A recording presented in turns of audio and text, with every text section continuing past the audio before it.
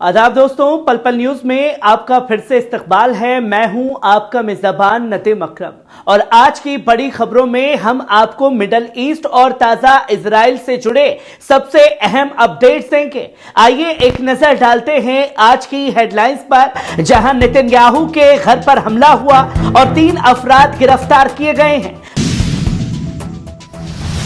वहीं 7 लाख से ज्यादा जायोनी फिलिस्तीनी छोड़ने पर मजबूर हो गए हैं। इलान पापे का बड़ा खुलासा हुआ है। वहीं आप देख सकते हैं कि गजा पट्टी में जंग के दौरान आईडीएफ का सिपाही इदान केनान हलाक हो गया है। वहीं आप देख सकते हैं कि इजराइल में हजारों अफराद का एहतजाज जारी है। इजराइल के मुख्तलिफ शहरों में हजारों मुजाहिरीन ने कैदी अदला बदली की रिहाई के लिए मुआहदा करने की मांग की है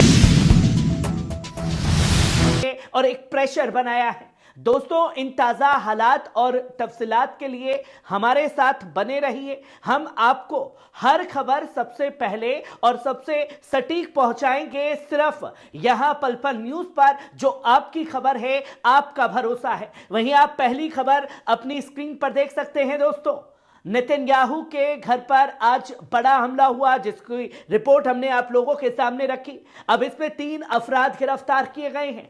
ताजा खबर इजराइल से आ रही है, जहां प्रधानमंत्री बेंजामिन नेतन्याहू के कैसरिया में मौजूद निजी घर पर 2 फ्लेयर फायर किए गए थे। इजरायली कब्जा पुलिस के मुताबिक ये फ्लेयर घर के अहाते में गिरे, लेकिन कोई नुकसान या जख्म नहीं हुआ। पुलिस ने साफ तौर पर बताया कि घटना के वक्त नेतन्याहू और उनका खानदान घर पर मौजूद नहीं था। वो कई महीने से बंकर के अंदर ही रहने के लिए मजबूर हैं। इन मामले में 3 अफराद को गिरफ्तार किया गया है और उनकी पूछताछ शिन बेट, जो कि आंतरिक सुरक्षा एजेंसी के साथ मिलकर की जा रही है। पुलिस के बयान के मुताबिक अदालत ने इस तफ्तीश को से जुड़ी तमाम तफसीलात और मुल्जिमों की शिनाख्त पर 30 दिनों की पाबंदी लगा दी है। इजरायली मीडिया रिपोर्ट्स में यह साफ तौर पर कहा गया है कि हिरासत में लिए गए अफराद को अब तक कानूनी वकील से मिलने की इजाजत भी नहीं दी गई है। वहीं पुलिस की लहाब 433 क्राइम यूनिट और शिन बेट मिलकर इस मामले की तफ्तीश कर रहे हैं, जिसे उन्होंने खतरनाक बढ़ोतरी करार दिया है। इस वाक़े से इजरायली सियासी हलकों में शदीद मुजम्मत देखी जा रही है। इजरायली पार्लियामेंट के स्पीकर और अमीर ओहाना ने हुकूमत की मुखालफत पर इस वाक़े के पीछे होने का बड़ा इल्जाम लगाया है। दोस्तों, अब देखिए कि खुद ही नेतन्याहू के घर पर हमले करने की साजिशें रची जा रही हैं और हिजबुल्लाह के ऊपर जो है इसका पूरा ठीकरा फोड़ा जा रहा है। वहीं आप दूसरी खबर अपनी स्क्रीन पर देख सकते हैं कि 7 लाख से ज्यादा इजरायली देश छोड़ करके भाग चुके हैं। इलान पापे ने बड़ा खुलासा किया है। इजरायली इतिहासकार और सियासी इल्म के माहिर इलान पापे ने ताजा बयान में खुलासा किया है कि अल अक्सा तूफान ऑपरेशन के बाद बड़ी तादाद में जायोनी कब्जा शुदा फलिस्तीनी छोड़कर जा रहे हैं।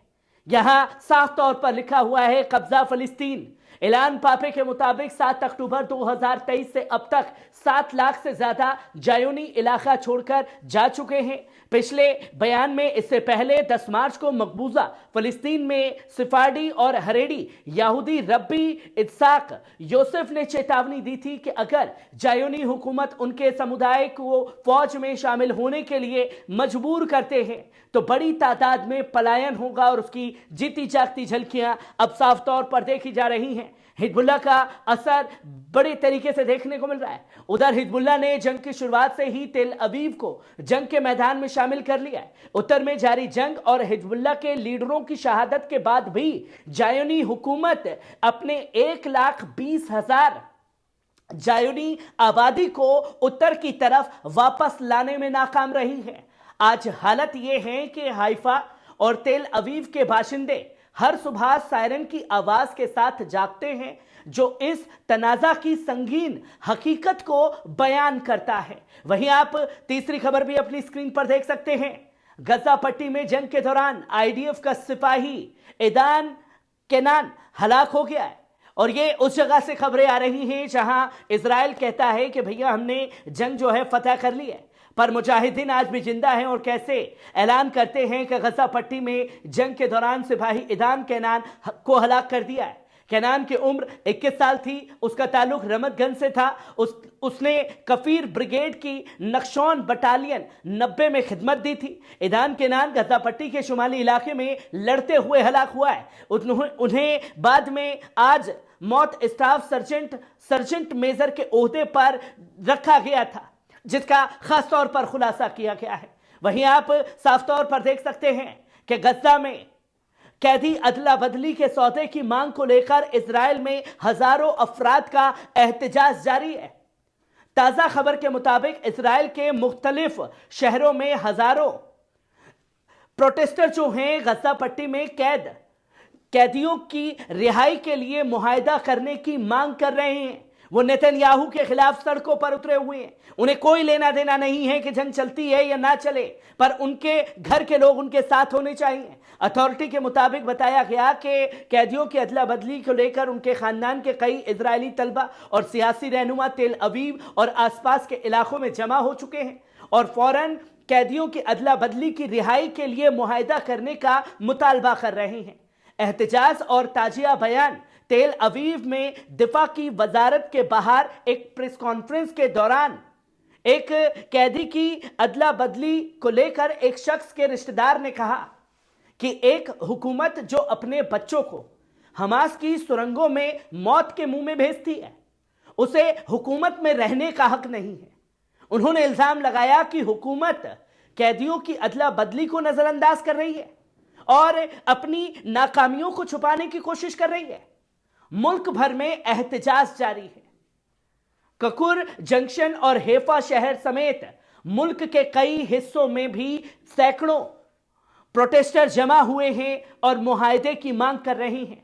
गजा पर हमले को लेकर कैदियों की अदला बदली की सूरत हाल इजराइल ने 7 अक्टूबर 2023 को हमास के हमले के बाद गजा पर ताबड़तोड़ हमले जारी रखे, जिससे अब तक करीब 43,800 लोगों को शहीद कर दिया गया।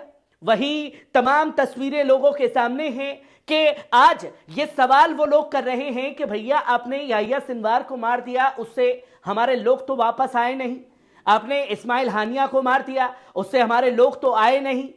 बेंजामिन नेतन्याहू की सत्ता बसती है या नहीं, हमें उससे कोई लेना देना नहीं है। कौन हमारे सपोर्ट में खड़ा है, कुछ नहीं लेना देना। हमें बस हमारे लोग चाहिए। और जिन लोगों को आप जंग के अंदर झोंक रहे हैं वो भी हमारे बच्चे हैं। दोस्तों, मरने वाले अगर सैनिकों की संख्या देखें तो महज 19 साल, 18 साल, 21 साल के नौजवान बच्चों को बलि का बकरा बना करके जंग में कुदवा दिया है बेंजामिन नेतन्याहू ने। जो कि सवाल कर रहे हैं अब उसी के लोग कि आखिरकार कब तक नेतन्याहू अपनी सत्ता और अपने आप को बचाने की सनक में अपने ही लोगों को कुर्बान करता रहेगा। आपके लिए सच्चाई और सटीकता लेकर हम इसी तरीके से आते रहेंगे। आखिर में आपसे गुजारिश है कि अगर आपको यह वीडियो पसंद आया हो तो लाइक और शेयर करें, चैनल को सब्सक्राइब करना ना भूलें ताकि हर ताजा अपडेट सबसे पहले आप तक पहुंचे। खुदा हाफिज, सलामत रहिए और सच के साथ जुड़े रहें।